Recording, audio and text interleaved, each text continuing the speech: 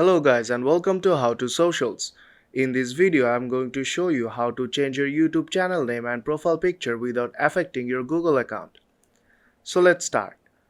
First open a browser and then go to studio.youtube.com and then log into your Gmail account.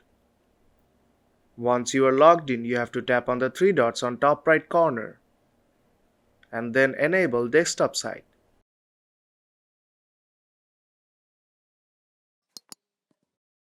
When the site is loaded, you have to tap on the three bars on top left corner.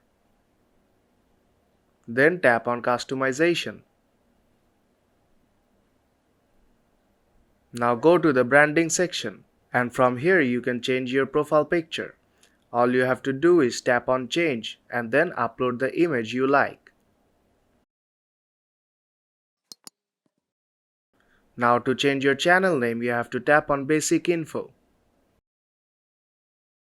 and then tap on the pencil icon. Now change the channel name as you like. Once you are done, you have to tap on Publish on top right corner to save all of your changes. And that is how you can change your YouTube channel name and profile picture without affecting your Google account. So if this video helped you out, then don't forget to leave a like. And I'll see you in the next tutorial.